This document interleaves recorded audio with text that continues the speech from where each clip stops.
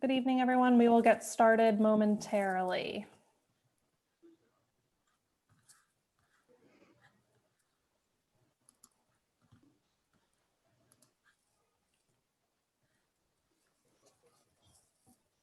Just waiting for everyone to join this virtual room.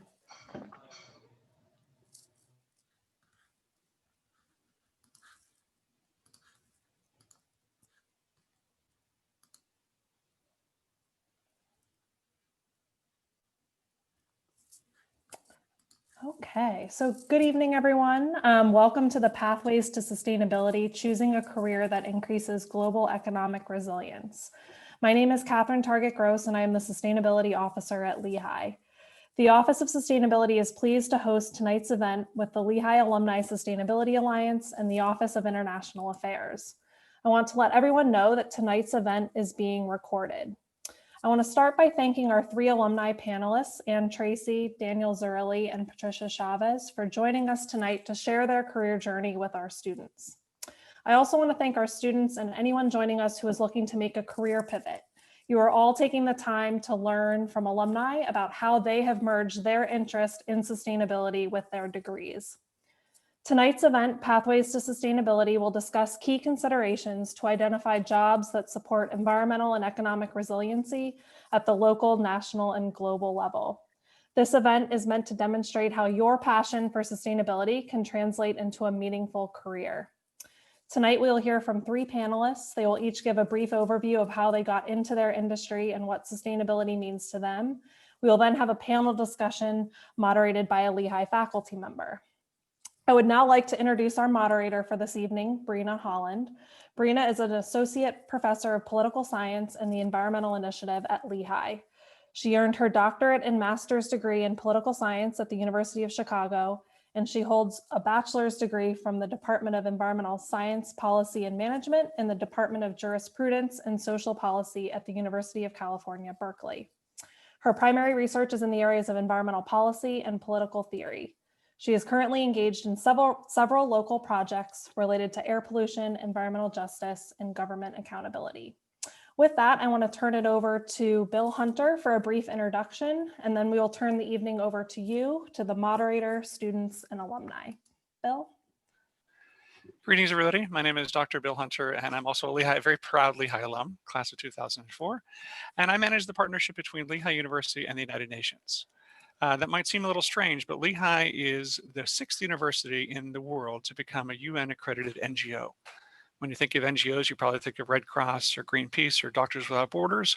And of course, Lehigh University comes to mind immediately thereafter. So we take full advantage of our UN NGO partnership. In fact, just this past spring, we had our 15,000th Lehigh faculty, staff, student, or alumni engaged directly in UN partnerships. To the best of my knowledge, and of course I'm a little biased, I don't know that any other university in the world can match those numbers as far as UN engagement. So it's exciting to offer these opportunities to you as well. Let me toss in just a couple of very quick things, is that the United Nations partnership with Lehigh now has collaborated with the UNDP, United Nations Development Program, in the creation of a MOOC called Green Entrepreneurship. And it's now available, and I'll put it in the chat as well so you can all join. There are more than 1,500 people around the world who have joined this MOOC. It is free and open to the public. It talks about pivoting potentially as a career as a green entrepreneur. Lehigh is also very involved in the UN Environment Program based out of Nairobi and also out of New York as well. And in fact, Lehigh was the only university in the world chosen by the Assistant Secretary General for the Environment to create a program called Greening of the UN Missions, where Lehigh students, faculty, and staff are all engaged in helping to develop the protocols to ensure that the missions, the whole 193 missions around the UN, are in fact green and efficient and sustainable. So all the things we do are open to alumni as well, so we'd love to have you take part in our future programs.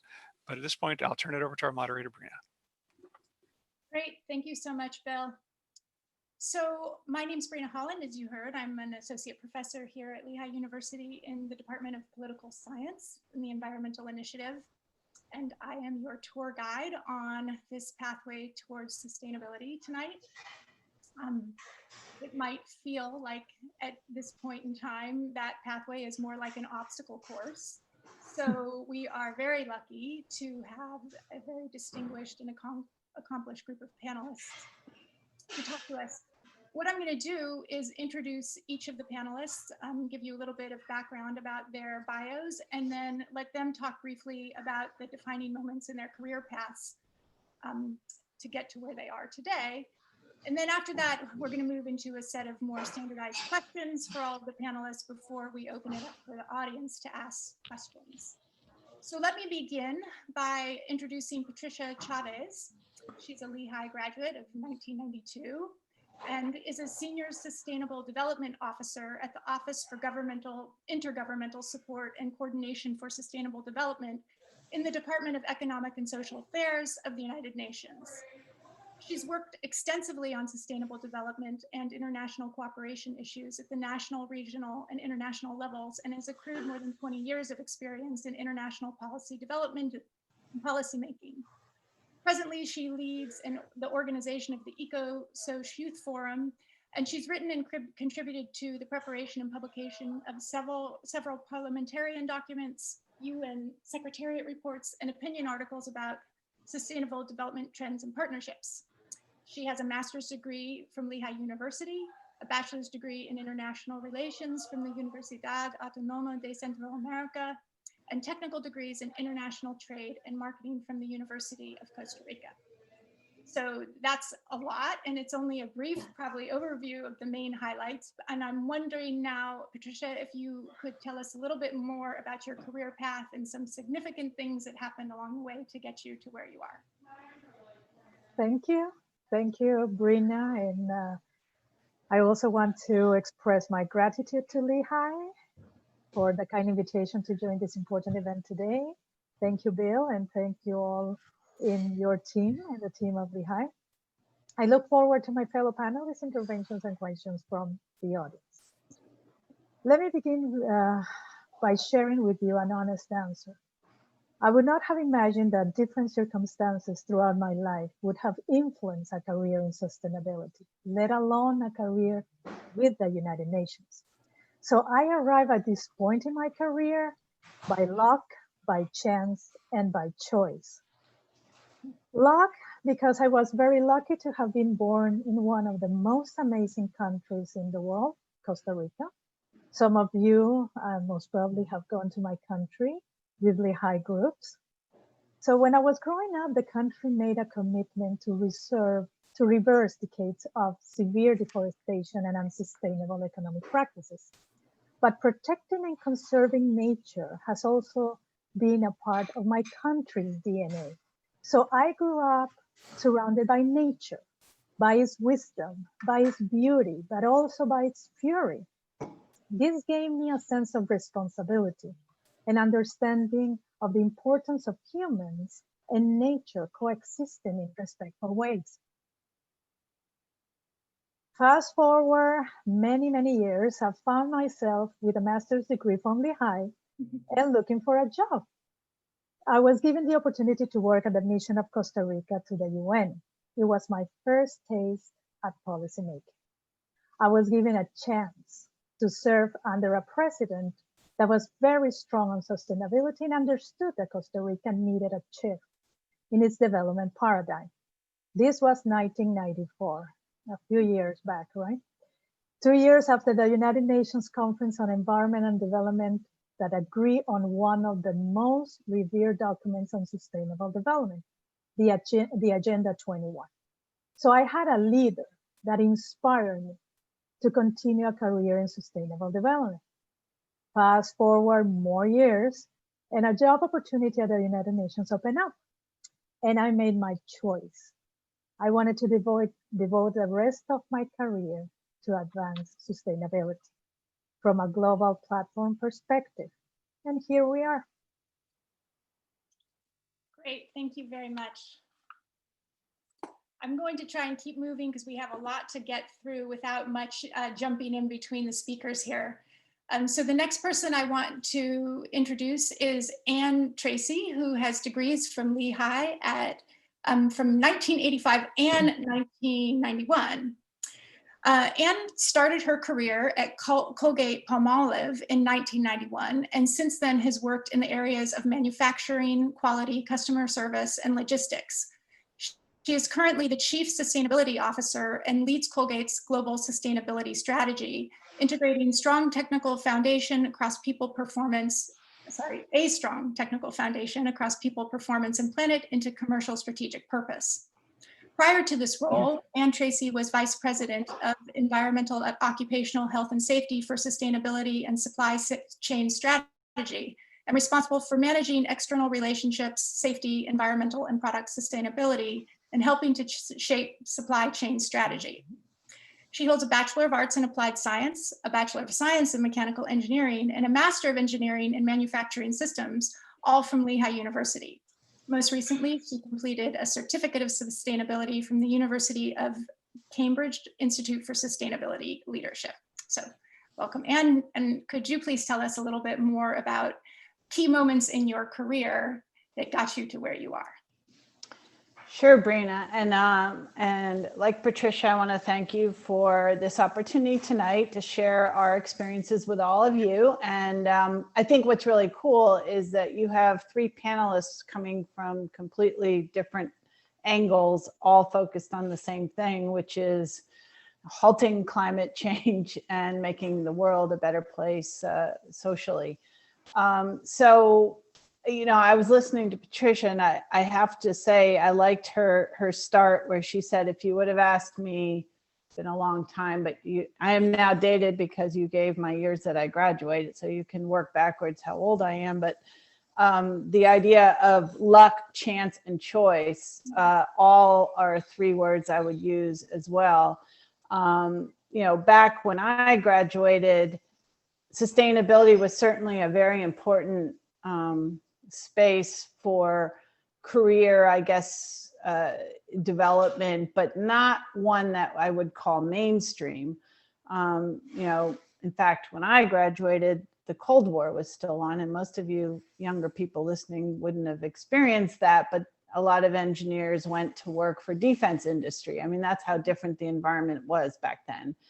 But over the years, you know, I started with Colgate in more of a technical track, and then went on to supply chain management. I chose a track of supply chain management.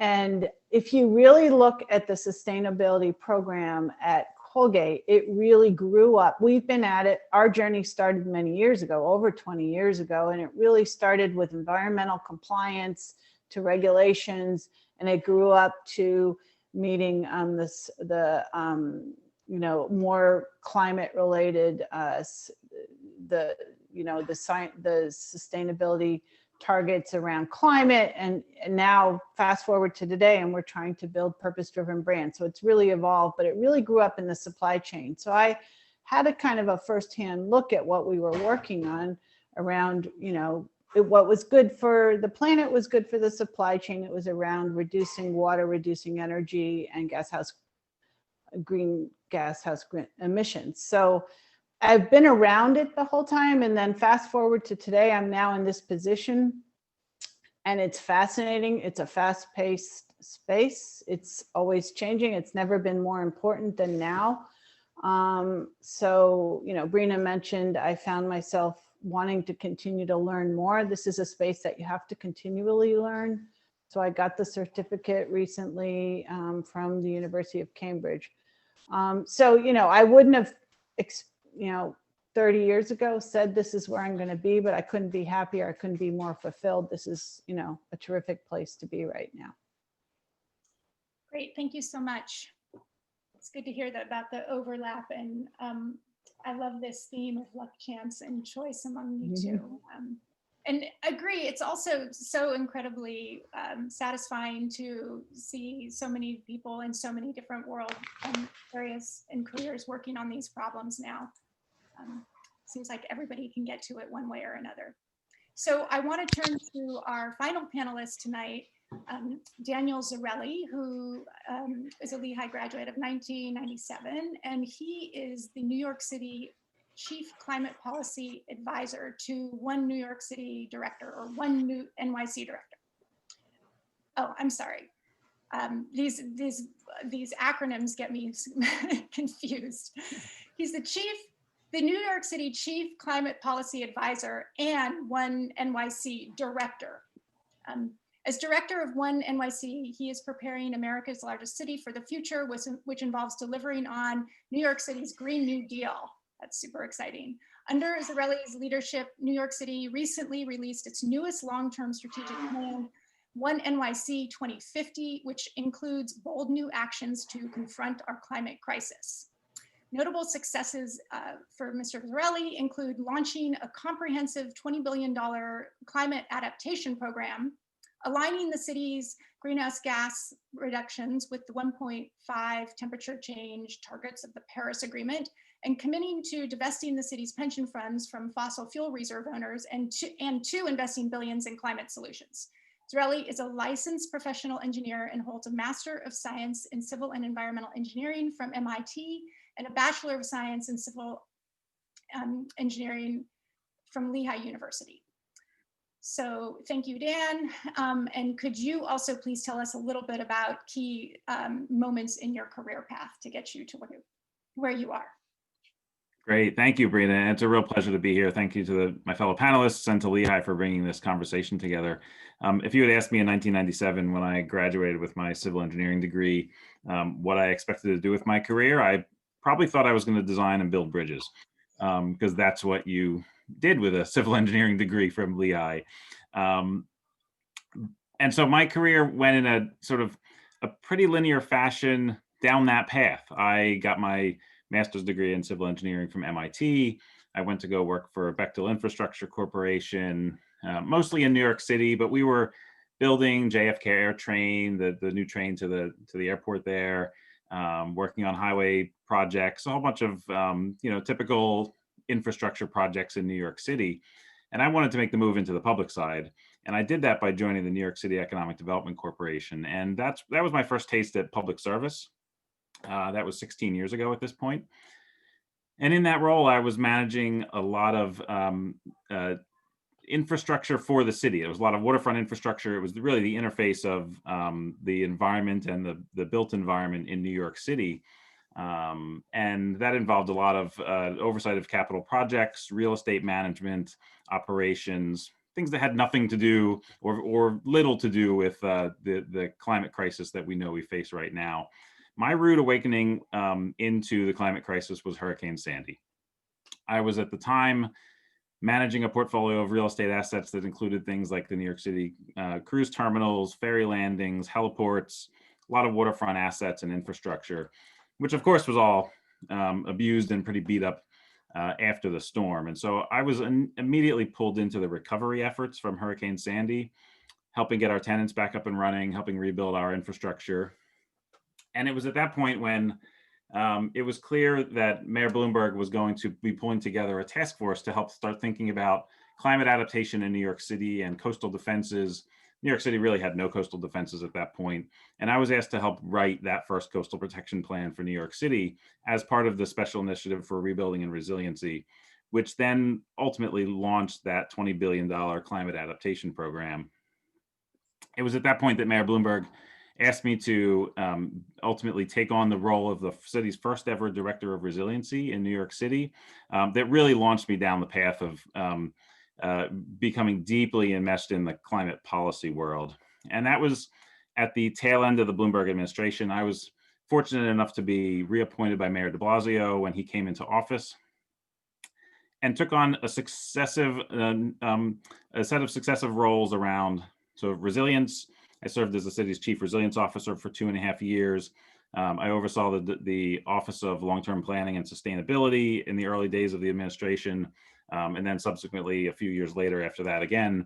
And then most recently, I'm running the Mayor's Office of Climate Policy and Programs, which is overseeing that One NYC strategic planning process, really thinking about the next sets of climate policy that we're pursuing in New York City, whether it's building retrofits, things like fossil fuel divestment, continuing to implement on our climate adaptation and resilience program. And I think, the thing that I've seen in this is that once you realize what you're actually facing, what we're all facing on this planet with the climate crisis, there's almost nothing else to be done than to work on this, to throw the full weight of your career into helping solve this problem wherever you are in your career. I happen to be in city government. We happen to have a lot of levers that we can pull in this regard. And it's been a really fascinating and rewarding place to be. But I also know that wherever it is that I go next, it's going to be very similarly in the climate policy field, helping to confront this challenge that we all face across the globe.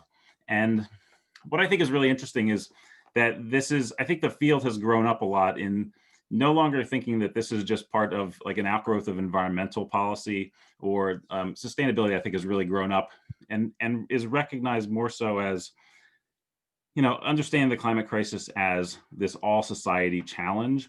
And this isn't just a technocratic challenge of, how do we change where our electrons come from? This really is, how do we confront the really deep inequities in our society that have led us to this place where our environment is so degraded? And there are so many different places in careers to have an impact on those challenges. And I think that's the most probably exciting and rewarding aspect of all of this for me. Great. Okay. Thanks so much to all of you. And again, thanks for being part of this conversation. I just listening to you talk, I get really excited about having you here to talk about this important field. So I feel like some of this you may have already answered in our first question, but I'll give you the opportunity to elaborate a little bit further.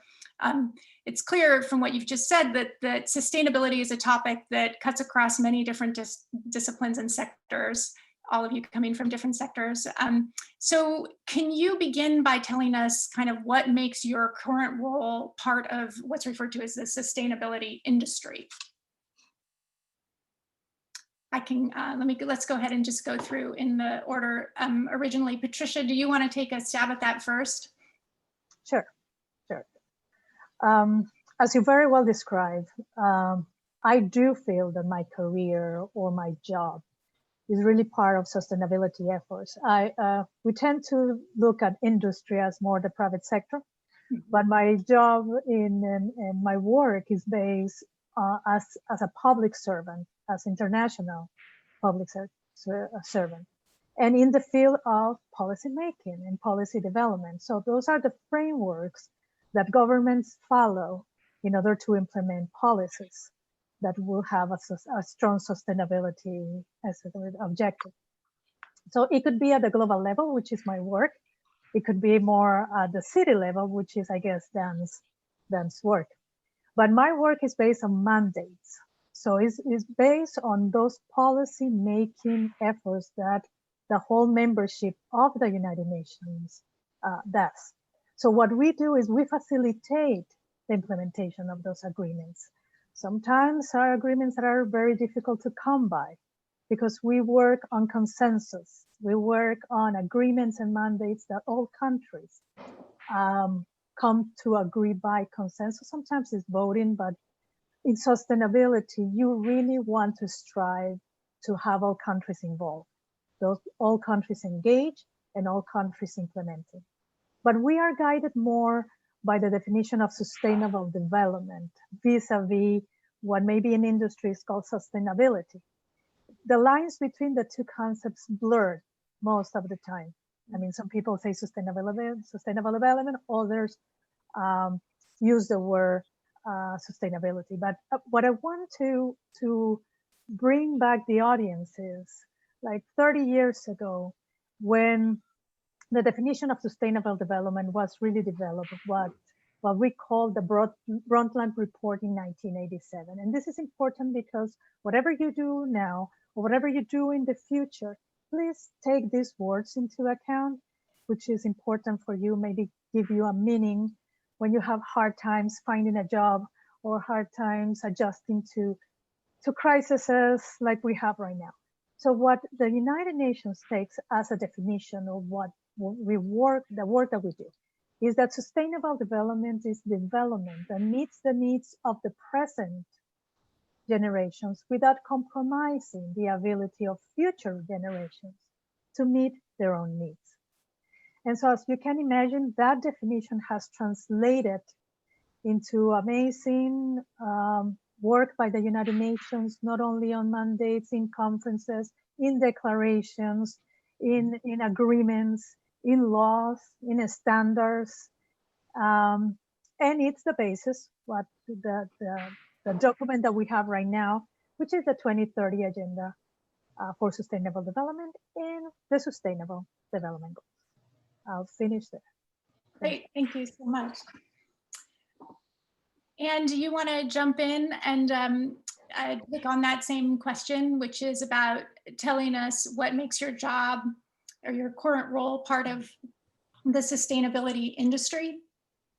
Sure. So I think, building on what Patricia said, I don't know about the term industry, but the ecosystem, I like to think of it, the ecosystem of sustainability includes many stakeholders, all stakeholders. And as Patricia was elaborating on the work she does with governments and the UN members, and Dan at the city level and making change in New York, which is important.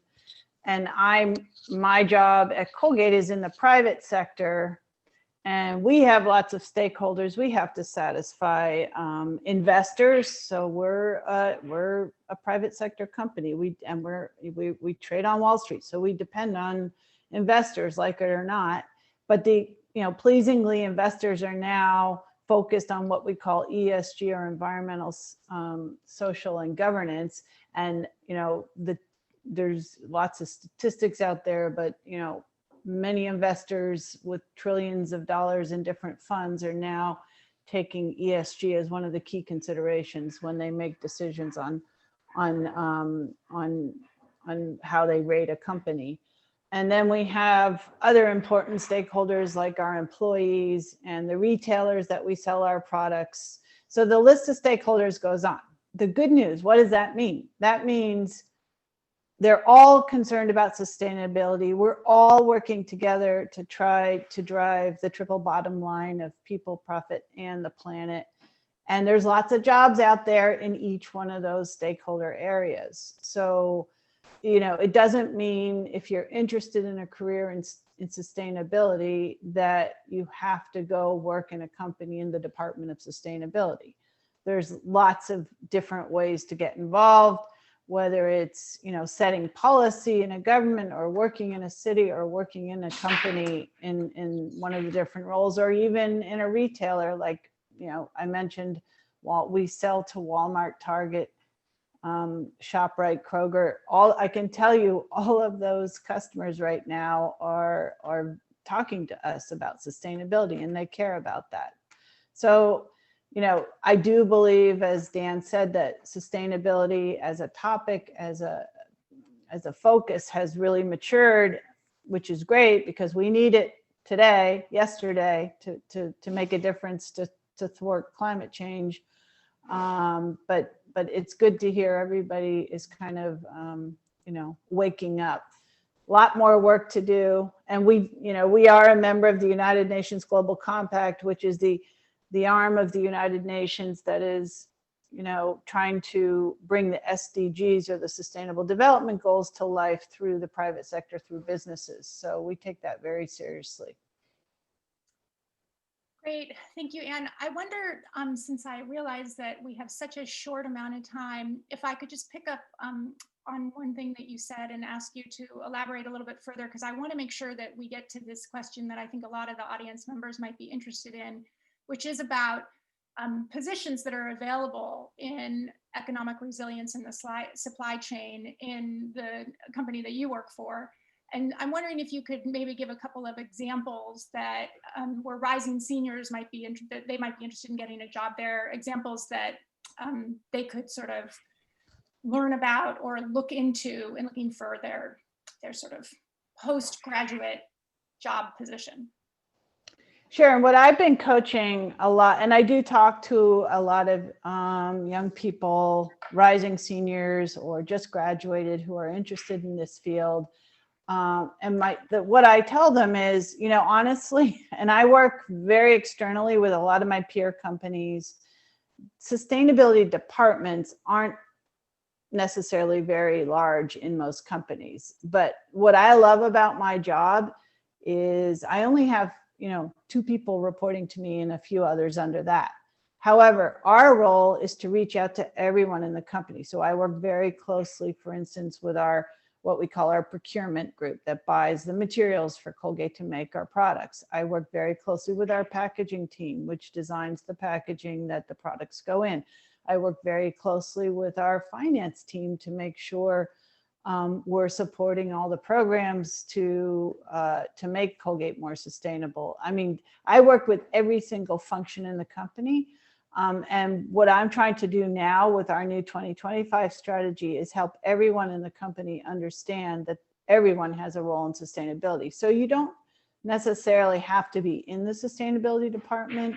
One of the groups I work, because I'm talking to Lehigh very closely with, is our global engineering team.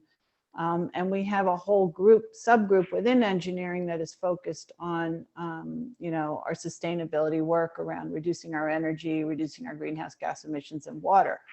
And that's their role, sustainable engineering. So there's different ways to get involved across the company. It does. So, and I think I was just reading this statistic on LinkedIn today that I think, and I don't know if I'll quote my numbers right, but 84 million jobs are going to be replaced by machines in the next 10 years, but 87 million are going to be created in 3 spaces: in care, in big data, and in the green economy. So, there's a lot of new jobs as we build back better after this pandemic. I think there is going to be a lot more green stimulus type roles that will come into place, and hopefully some of you rising seniors will find an opportunity in one of those spaces. Great, thank you. Let me go ahead now and go back to Dan. Dan, if I can pick up a little bit on this theme that Anne left off on, of sort of a couple things here. One is about jobs in the kind of work that you're doing, and I think New York City is rather unique in having such a large office that's dealing with the explicitly sustainability issues connected to climate change, because most cities don't have as much money and as many positions there. But I'm wondering if you could explain a little bit to students about the kinds of positions that would be available and the kinds of work that you do.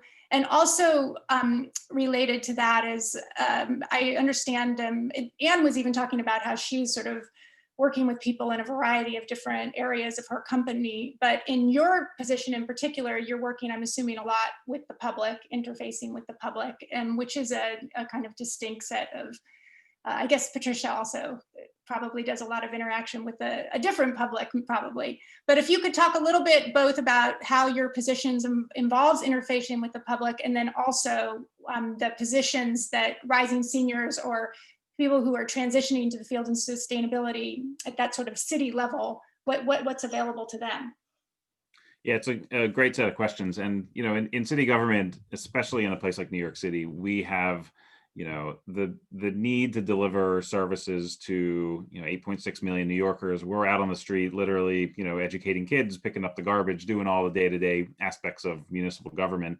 At the same time, we're the host of the UN, and we have the ability to play on the world stage, and we've aligned our strategic plan as a city with the sustainable development goals. And so we really run the gamut of the local to the global here in New York City, which makes it really fascinating.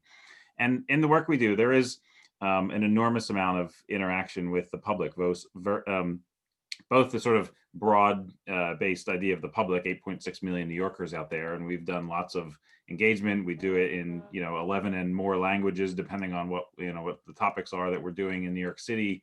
I think New Yorkers speak somewhere between 200 and 600 languages, amazingly, and but also we do a lot with stakeholder, local organizations, the private sector, unions, universities. Whenever we do big broad-based strategic planning processes as New York City, we typically pull together advisory boards that are made up of like the broad-based civic leadership in New York City, and that's really helpful for us to be able to hear the perspectives of the private sector, the public sector, nonprofits, universities, labor unions, you name it, as a way to bring all of that expertise into what we're doing as a city. And I find it incredibly rewarding to do so, because just like everyone else in this conversation is saying, that it's not just the sort of the people who have the word sustainability in their title that we work with or that are necessary to this. We're seeing people in field, all different positions, whether it's, building maintenance sort of type of positions, all the way to the policy folks in our different agencies.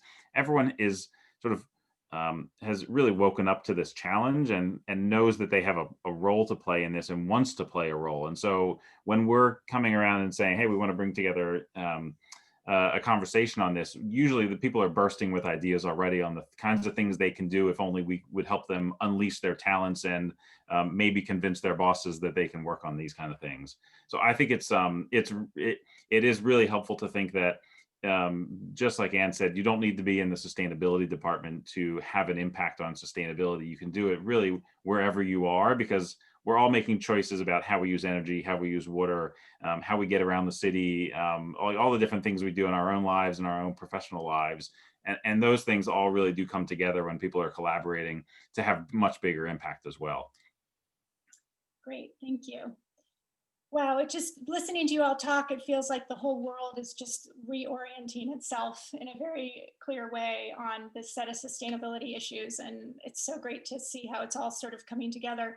But the one thing, Dan, before I go on, because I know I have to end soon, can you talk a little bit about positions that are available for people who are graduating? Maybe a couple of examples of the kind of work in your office that would be available to just recent graduates? Yeah, there's two answers to this. There's the normal times, and then there's now, right? Because we, as a city, of course, and lots of cities and state governments are facing some serious budget shortfalls. We may be laying off 22,000 people as a city government. Really, sort of deep cuts. If there isn't either more stimulus or other means in which to solve some of this budget crisis. But that being said, we will get past this, and the kinds of things that are typically out there, there's positions that are typically available for in lots of different policy areas. For folks who are interested in policy, there's things around building energy use, which is our biggest greenhouse gas emitter in New York City. It comes from our buildings, and so we're doing a lot of work there. And there's programs that are in the public space, in the nonprofit space, in the real estate industry, that are all focused on how do we reduce our emissions in line with getting to an 80% reduction by 2050 of those building emissions, which is the city's target. So this is, it really does run the gamut across the public and private sector of the kinds of opportunities, because we've set the policy in place that said building owners have to achieve these reductions or there's huge fines coming their way. So we've really established the marketplace for the kind of work that has to happen. I think we're going to see a lot more solar, a lot more building retrofits, a lot more of the sort of construction trades work. At the same time, there's things that are happening in food policy, in waste, in all the zero waste commitments that are made right now, and organics processing and that kind of work. We're seeing work in our energy transition, and whether it's solar power or how our grid functions, the sort of utilities are at play in this work. So there's opportunities in those kind of places. I think the people who want to get involved in this field there's not going to be a shortage of places to plug in. And of course, the pandemic is having a big impact on the economy right now. But again, we will get past this, and the looming climate crisis is still, coming at us. And so we're not going to be able to take our eye off the ball in that regard. And there's still going to be a lot of work to be done to really get our emissions down. Great, thank you for that helpful information. Patricia, I wonder if I could get you to talk a little bit about the same thing. I always feel like the United Nations is a pretty hard place to get a job at, although it does seem like some Lehigh students do. So thank you if you've been involved in that.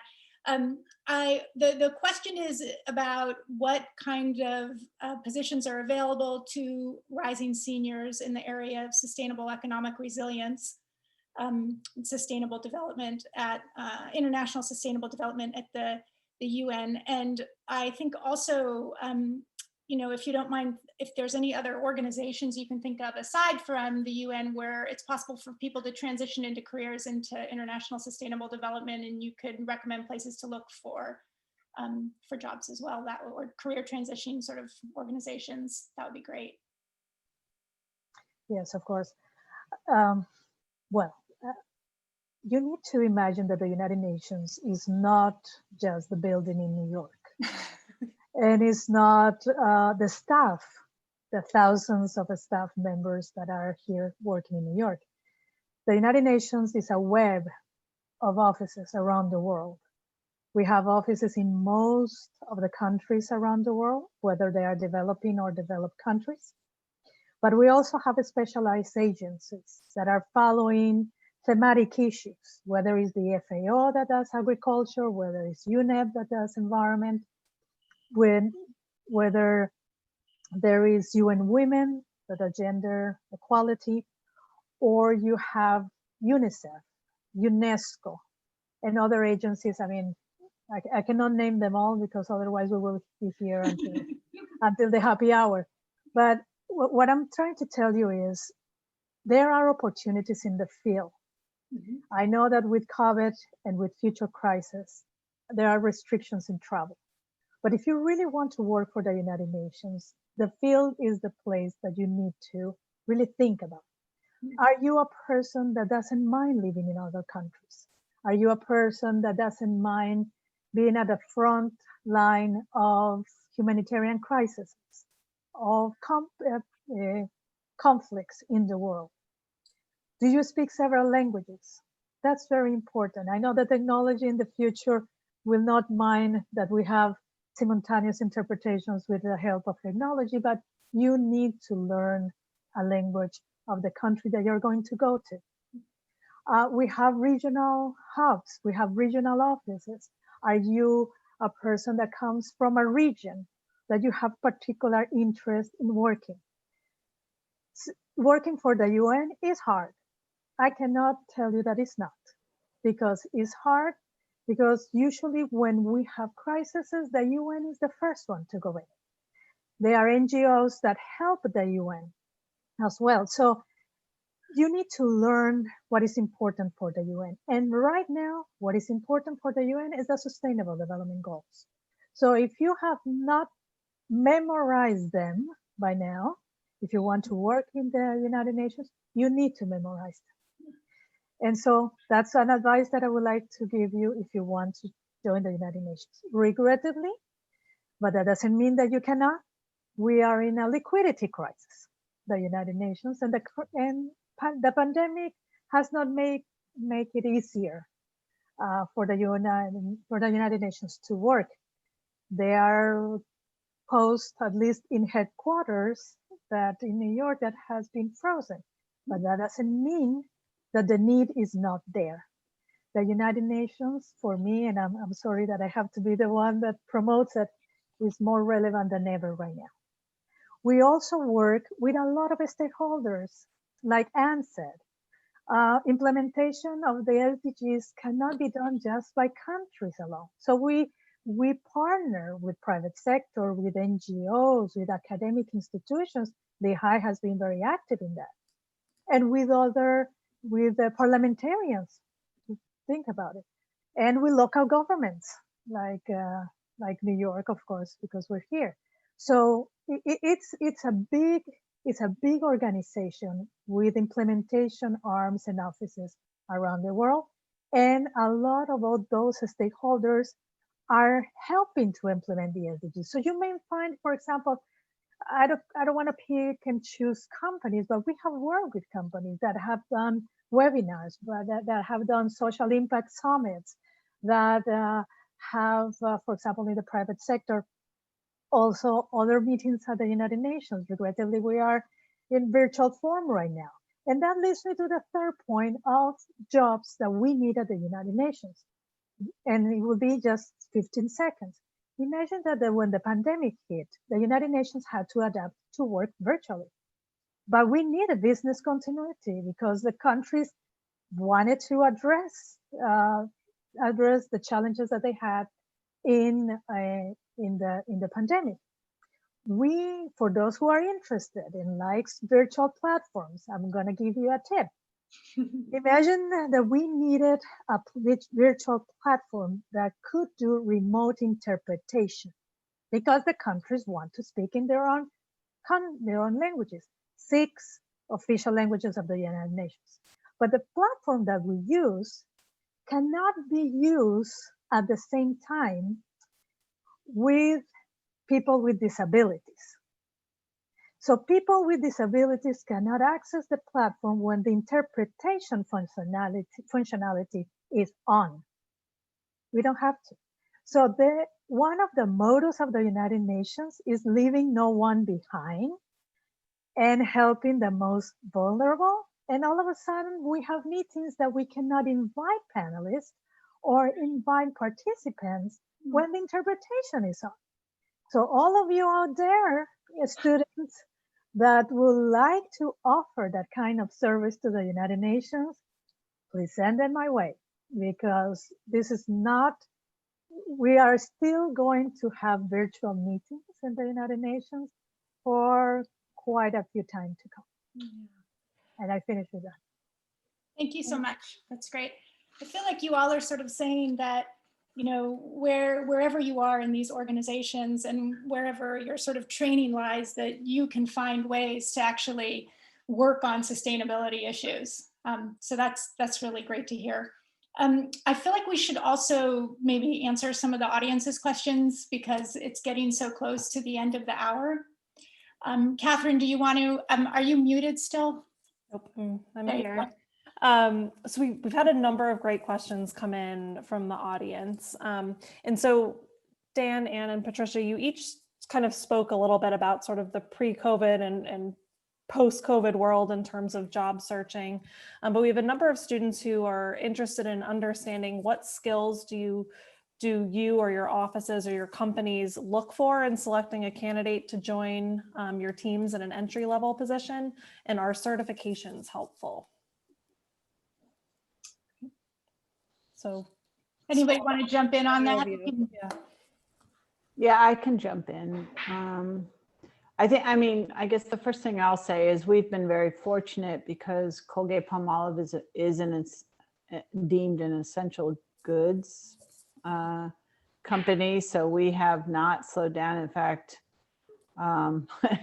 we can't keep up with the demand. So that hasn't slowed us down from hiring, which is good news. We even kept our internship alive and well this summer, but it was completely virtual, but it worked actually very well because particularly the young folks who are the interns are great at managing virtually with that technology. So we managed really well.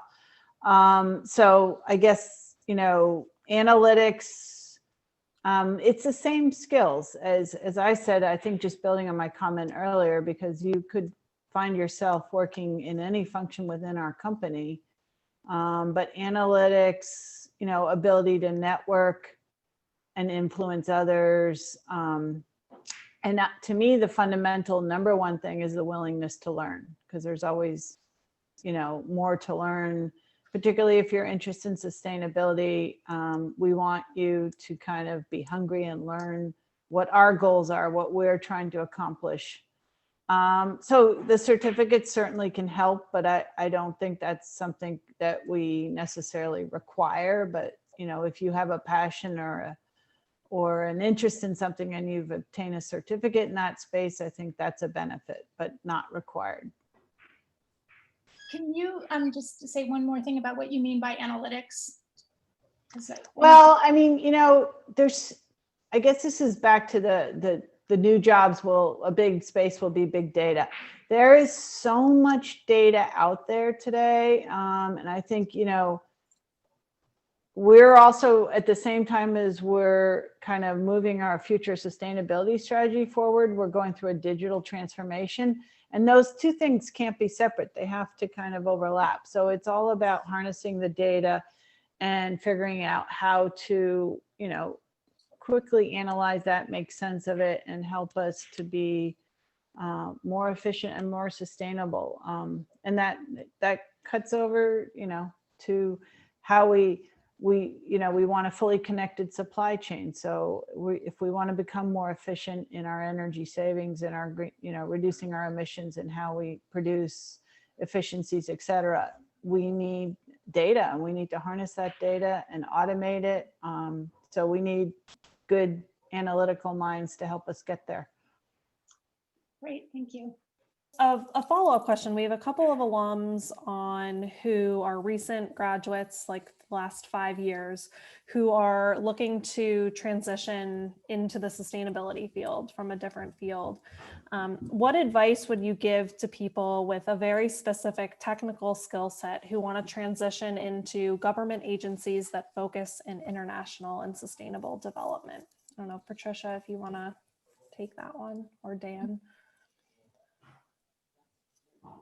It's a very broad question, I guess. Because I'm thinking about the kinds of transition that I went through as I was a technically minded person, as an engineer, but I've found myself in a very political organization and policy driven organization. And I guess, the kinds of things that worked for me in that regard was really about thinking about, and I think really developing out the problem solving skill set that is, I think, natural to the technically minded individuals. But I know that a lot of the things that I do in my current role in sort of policy and political space, none of that they teach you in engineering school. And so I think it's really important to think about how to broaden the skill set and get access to the kind of people who are doing that work and understand what it really means and how it looks and what's rewarded and how to move things forward. Because it's a lot of what Ann just said. It's about,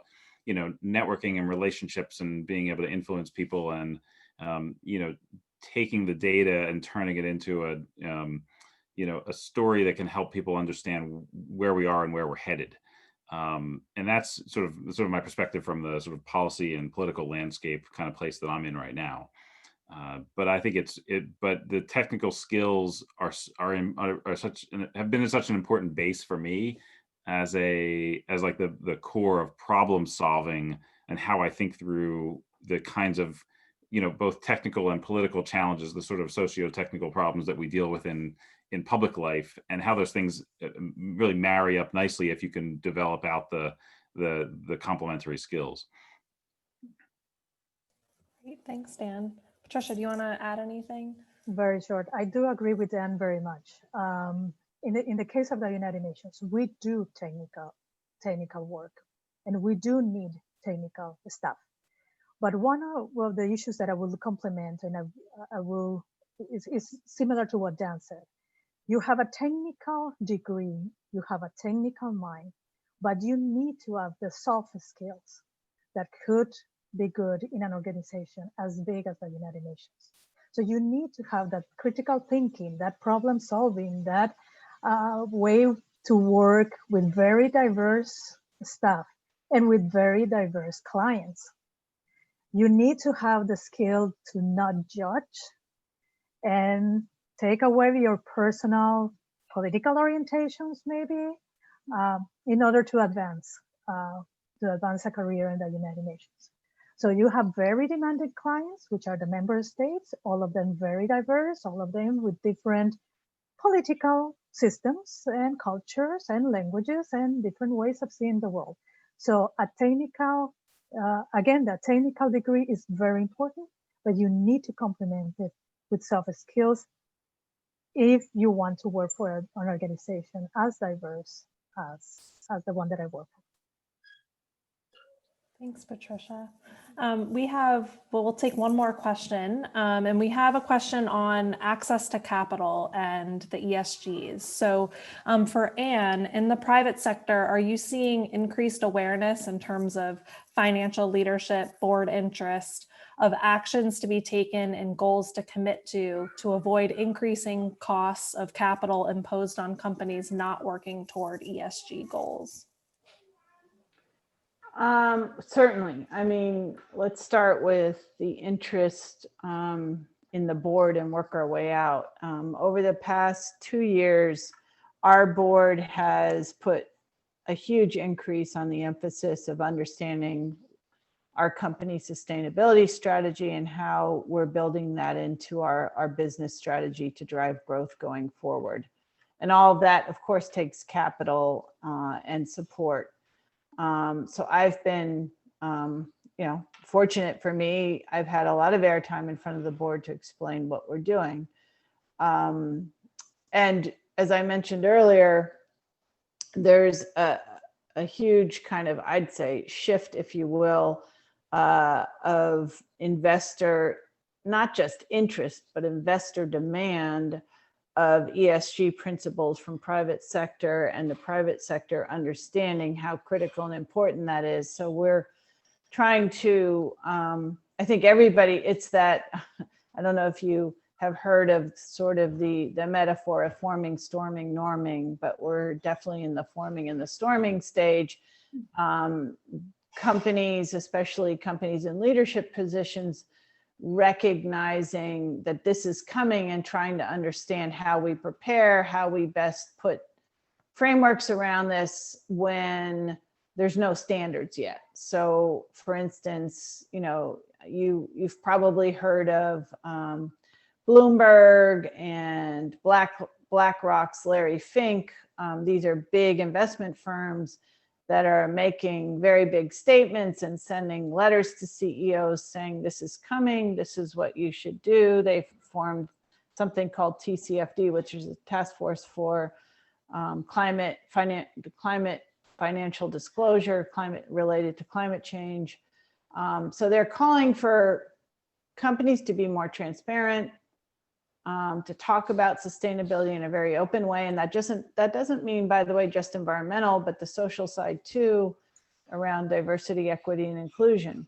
So this is coming, but the standards aren't quite there yet. So, we all recognize that the board wants to see a path there. But it's an interesting space. In fact, if you're interested in the investment area, to get involved, because these standards need to be formed. So there's even career paths in that direction if you're interested. But they definitely need analysts there to help form those standards going forward. Thanks, Anne. So we are just at 8 o'clock. So I want to thank Brina, our moderator this evening, and the 3 alumni panelists. We truly appreciate your time. I'm going to turn it over to Eric with the Lehigh Alumni Sustainability Alliance for some closing remarks. Eric. Hi. Yeah, thanks everyone for being here. We really enjoyed being able to pull this group together. Great conversation. And if the panelists are still available to continue some of the questions that we couldn't get to, Catherine, please feel free to kind of moderate that as that goes forward. But I'd just like to formally close the discussion here, and thank you, Brina, for making that feel so fluid. That was really great how you connected all the points. So I'm with LASA. I help plan these types of events, and I just want to kind of offer a brief understanding of what LASA does. If you'd like to get involved in helping to plan these events and helping to be able to kind of think about how to bring together Lehigh's alumni base to help us figure out what careers we want to get into and advance our careers, please feel free to follow up with the Office of Sustainability. Great, thank you. Do you know how we proceed? So if people want to continue to chat with the panelists, Catherine, does that happen through just continuing to work through the questions? Yeah, so if our panelists are able to stay on for a little bit longer, great. If not, we understand. But if there's anyone who specifically wants to stay on and ask a question, you're welcome to. I'm sorry to say it's kids' bedtime here in the Zarrilli house, and so I need to drop off. But please, maybe Catherine, maybe you can share. I'm happy to follow up on email if there are any questions that come my way. Great, thanks, Dan. Thank you. Good to see everybody.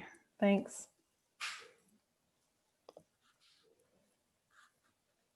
I had so many questions that I couldn't get to, but the one I really wish that I had been able to ask was about the most important, the career advice that most impacted your career.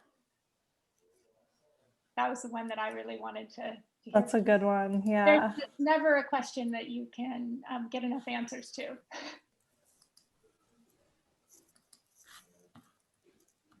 Maybe I could say a few words.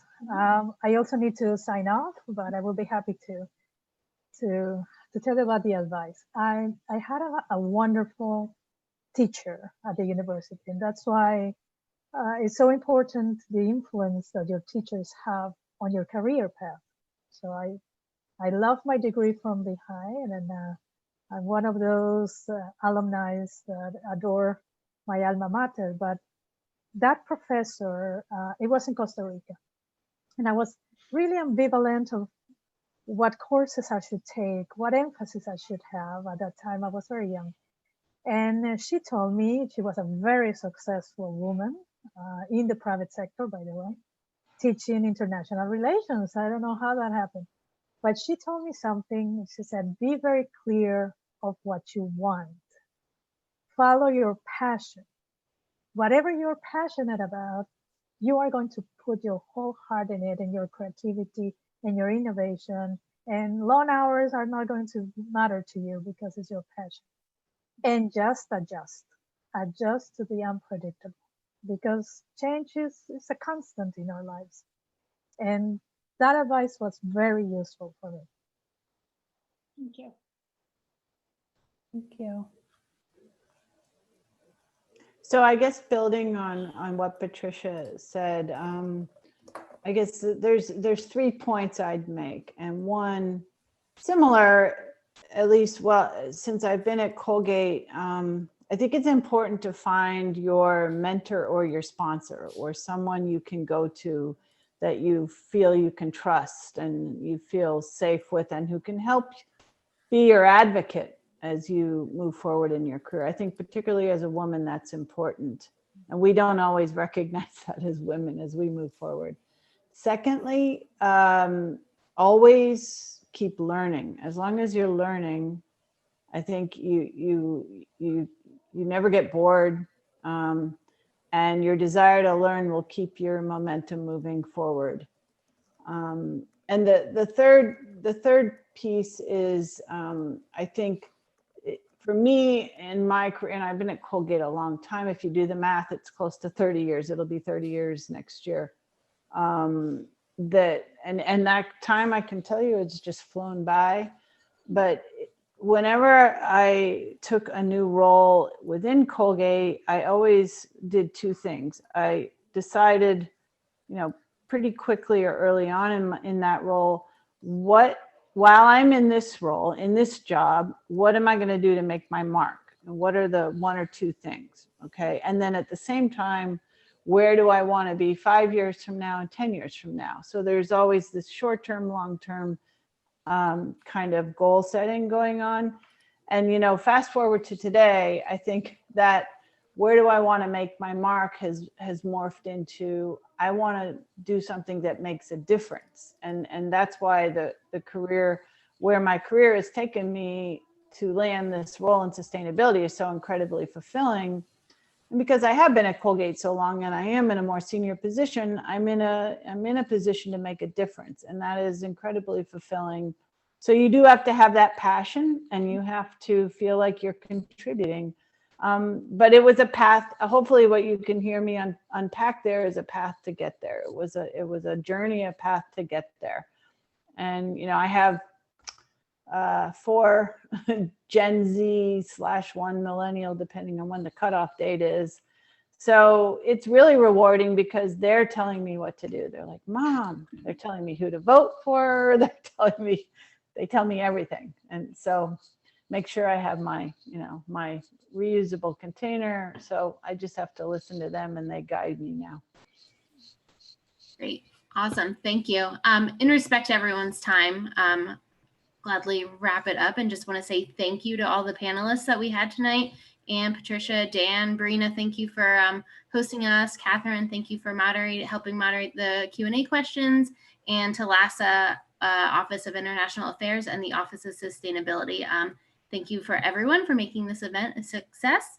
And you will be receiving a survey shortly after, so please feel free to complete that. We look forward to your feedback, and we look forward to connecting sometime soon in the future. Awesome. Thank you, everyone. Have a good night. Thank you. Thank you. Thank you for having me. Thank you. Thank you. Bye. Okay. Thanks, Patricia. So do we stay on, or is